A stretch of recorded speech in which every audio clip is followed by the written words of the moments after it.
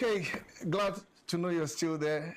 Rapid Dawn still continues with sport, and I am Ijoma Victor. Well, it is a Friday edition. Thank God it's Friday, and it's going to be a beehive of activities across Europe and also in Africa, and not forgetting the Nigerian Premier Football League. We'll begin the show this morning with tennis, where five-time champions Quadri Aruna will lead Nigerians' charge to reclaim continental glory at the 2025 ITTF Africa Cup scheduled to hold in Libya from Saturday, February 7 to Monday, February 9, 2026. Libya is hosting a continental table tennis tournament for the first time. Aruna will be joined in the men's single event by Omotayo Olajide, while Fatima Bello and Ajoke Ojumu will represent Nigeria in the women's singles. The 37-year-old Aruna and Olajide will be aiming to reclaim the men's title Nigeria last won in 2024, while Bello and Ojomu will hope to become the country's first women's single champions since Ganiat Ogudele's triumph in 2003. Egyptian star of Omar Assar and Hannah Goda are the reigning champions in the men's and women's category, respectively. The annual Continental Championship, which also serves as a qualifiers for the 2026 ITTF World Cup, is organized by the African Table Tennis Federation in collaboration with the International Table Tennis Federation and hosted by the Libyan Table Tennis Federation at the iconic Al Nasir Sports Complex in Benghazi. And to tennis, organizers of the Davis Cup World Group 2 playoffs tie between Nigeria and Uzbekistan are probably hopeful of a large turnout of the fans when both countries face each other at the Lagos Lawn Tennis Club located at the Tafawa Balewa Square, Lagos. The Davis Cup, the world's leading international men's team tennis competition organized by the International Tennis Federation, is structured across multiple tiers. Nigeria are among the teams vying for places in the World Group 2 playoffs and will host Uzbekistan in a two-day tie on Saturday and Sunday. As players from both countries fine-tune their preparations on court, the Nigerian Central Planning Committee is also leaving no stone unturned as organizers seek strong home support during the two-day clash. Chairman of the Marketing and Media Committee, Prince Kunle Onyekami, is optimistic about a huge turnout from the home crowd following effort to mobilize support. The follow-up to our sponsors and private schools with the distribution of flyers took place on Wednesday and Thursday in Lekki, Victoria Island, Ikoyi, and Ikeja. We also covered some corporate offices and a number of schools. Onyeka said, "We have assurance of huge turnout for the two-day tie." So let's see how it goes in the Davis Cup this weekend between Nigeria and Uzbekistan. Now we head straight to football, straight to Abeokuta, where Nigeria's Falconets held their second training session in Abeokuta on Thursday ahead of their clash with the Lionesses de la Teranga of Senegal. Moses Aduku's side arrived at Abeokuta from Ibadan on Wednesday with 23 players who took part in the training session lasting for about 2 hours. The duo of Oluchi Ochebulem and Misurat Yusuf has a lighter session with the team's physiotherapist. Now, Ohiebulam and Yusuf have already been ruled out of the game due to injury. Anna Ayuade Ibrahim, who sat out Thursday's session due to illness, is expected to join her teammate in the training today. Meanwhile, Falconet head coach Moses Aduku has expressed his team's readiness for the clash with Senegal's Lionesses de la Teranga. The Falconets camped in Abuja for several weeks before moving to Ibadan, where they defeated Nigerian Women's Football League club side FC Robo 2-1 in a keenly contested friendly. Let's take that interview of the coach, Moses Aduku. Coach, 2 months ago, you won the WAFUB Under-20 Girls Cup. And you have gathered these girls again for this encounter against Senegal. Coach, you have a word to Nigerians that will be coming to watch the game and support you guys? Yes, we came here to watch the Falcons when they played against the Benenois. We saw the massive support. So we are pleading and praying, asking our Abeokuta fans and others that will be coming from all parts of the country, they should come and support us. We will not disappoint. Well, it's a big family, right? Immediately they came into the camp. They came early and they've been responding fine for the on our philosophy. So far, so good. I think their inclusion is good. My brother fit now fit. Well, you know, I'm an ex-player, so the important thing I told the guys that don't lose focus. Changing the field does not change the ball. The ball is the same. If you do the right thing and you take your chances, we win. So the guys are ready and they are good. For me, I don't understand. For local league, I understand that, but for international football, I don't understand that. You know, I don't think there is home, there is a way. You know, the difference is the mentality of the players. If the mentality of the players are good, you can play anywhere. Because this is an international game. You know, World Cup qualifier. So, I don't understand that language of home or away. We have one challenge. I know that challenge is that Falconets has not failed to qualify for World Cup. And it will not be in our era that the team will fail. So, the guys knows this, and I know what you're seeing now in training, you'll see better things in the match, and I believe that we'll make Nigeria proud. Coach, 2 months ago.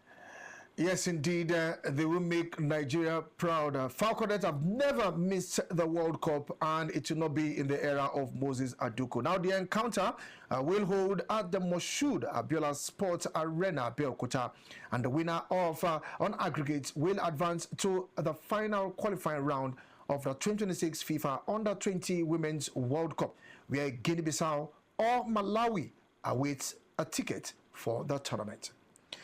Okay, still looking at top stories, we head straight to the Nigerian Premier Football League, where new boys, Kun Khalifa, have announced their return to the league barely 24 hours after declaring their withdrawal from the competition, following their botched match day 24 fixtures against El Kanemi Warriors. Now, the clubs were sanctioned by the NPFL board and subsequently announced their withdrawal from the league on Wednesday night, citing unfair treatment and what they describe as disproportionate sanctions by the league body.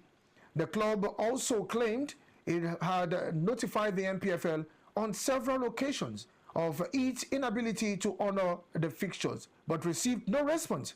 Now, according to the league regulations, club that fails to honor fixtures without an acceptable reason may be fined up to 10 million naira, forfeit the match, and concede 3 points and 3 goals.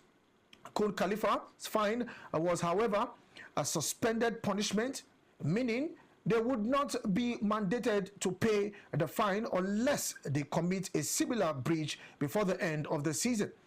Now, according to the general manager, the decision to forfeit 3 points and 3 goals, coupled with a fine of 10 million naira, is not only disproportionate, but a clear indication of the NPFL's bias against our club. We believe the sanctions are a travesty of justice and demonstrate a lack of willingness to engage club in a fair and transparent manner.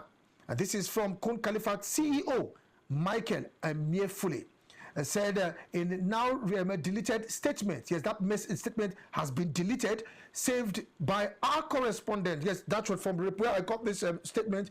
It has been deleted. Now, as a result of these unfair sanctions, we, Kun Khalifa FC, hereby announced our immediate withdrawal from the Nigerian Premier Football League.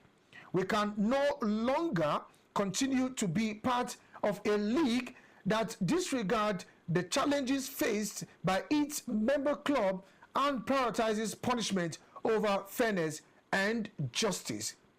However, on Thursday, the NPFL Chief Operating Officer Davidson Owumi confirmed that the league body had not formally received any notifications of withdrawal from the club before the newly promoted side announced their return. Now, School Khalifa FC is pleased to announce its return to the Nigerian Premier Football League following positive discussions with the league management board. Now, the club had earlier withdrawn, citing unfair treatment and disproportionate sanctions. A fresh statement by Emir Fule reads, we appreciate the league management board willingness to listen and address our concern. We look forward to a more collaborative and productive relationship. Moving forward, the club has been reinstated and is set to resume its NPFL campaign with immediate effect. Kun Khalifa will face Shooting Stars of Ibadan in the next match scheduled for Sunday, February 8, 2026 at the Dan Anyam Stadium in Owerri. Now, if you look at this controversy, I actually saw that statement yesterday. And when I also heard of their return, I was like, wow, what is really happening? I tried to get across to one or two persons, but it couldn't pull through because many actually declined, speaking on this matter. They made a statement on the social media platform and it was deleted. And now they're returning back to lead. Well, we just thank God that the NPFL did not receive a notification. If not, it would have been a different kettle of fish. Okay, still moving. Let's see how we can go straight to our next top stories. By looking at what we have in our front border this morning, straight to the Copa del Rey. Yes, Nigerian striker Umar Sadiq carved his name into Valencia's history as the club stumbled to a 2-1 Copa del Rey defeat to Atletico Bilbao on Wednesday night. Now, on a night of high drama at the Mestalla, Sadiq rewrote the record books after scoring at both ends of the pitch for Bilbao in the 28th minute and for Valencia 10 minutes later. Now, the Super Eagles striker became the first ever Valencia player to score both for and against the club in a single Spanish competition match. Now, Sadiq is also the first La Liga player to score a goal and an own goal in the Copa del Rey match since Vesa for Almeria against Etafe in January 2015. The 27-year-old unusual record-setting evening began in an unfortunate fashion when he attempted to deal with a dangerous free kick into the penalty area. Under pressure, the striker could only glance the ball past his own goalkeeper, and then Atletico Bilbao an early advantage. But Sadiq responded 10 minutes later, pouncing on a costly error from Bilbao's goalkeeper Alex Pasilla to roll the ball into an unguarded net and restore parity for Valencia. Still with the Copa del Rey, away from this game, Sadiq Umar, I will head straight to another Super Eagles striker, Ademola Lookman, as he made perfect start as Atletico Madrid player, as he scored and bagged an assist in the club's 5-0 routing against Real Betis. Now let's enjoy that highlight in the Copa del Rey. Real Betis up against Atletico Madrid.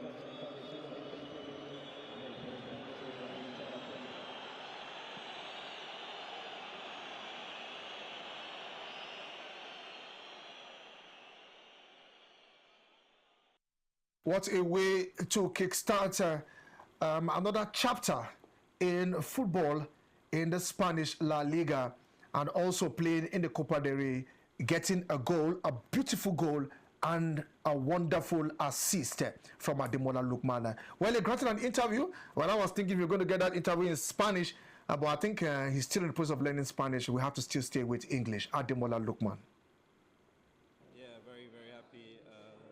It's been great coming here and, being welcomed from the team, everybody, the staff.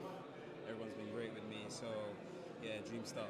I just try to make them runs, try to be dangerous in them situations and in them moments. So, yeah, just keep on repetition, keep on doing it, keep making the movements and try to be dangerous, yeah. Obviously, I'm very, very happy to be here, be at such a special club. So, that happiness, that feeling makes me want to work hard, makes me want to perform. So, keep working hard, keep staying dedicated, keep on, keep on trying to be consistent every single day. That's the most important. Obviously, try to do the same things because we created a lot of chances. We were dangerous today, so try to hurt them in them moments.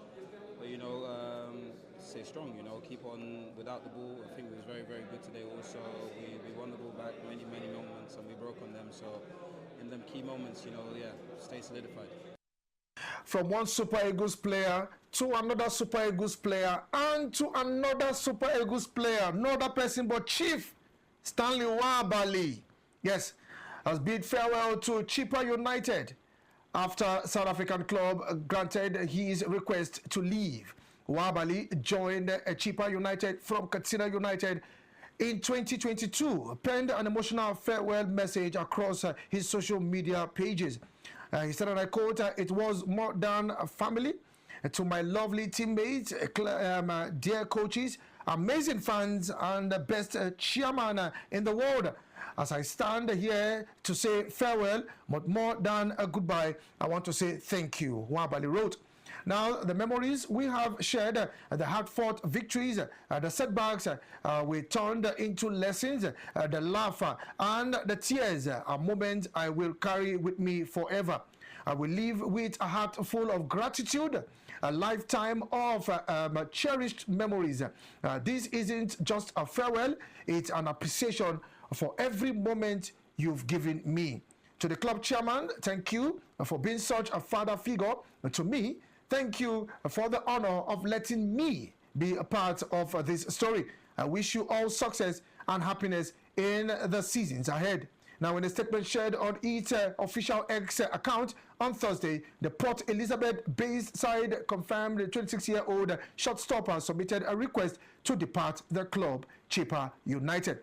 Now, football club confirmed that Stanley Nwabali has formally submitted a request to depart the club. After careful considerations, the club has agreed to grant his release, the statement read. Now, the club thanked the goalkeeper for his service during his spell with the Chili Boys.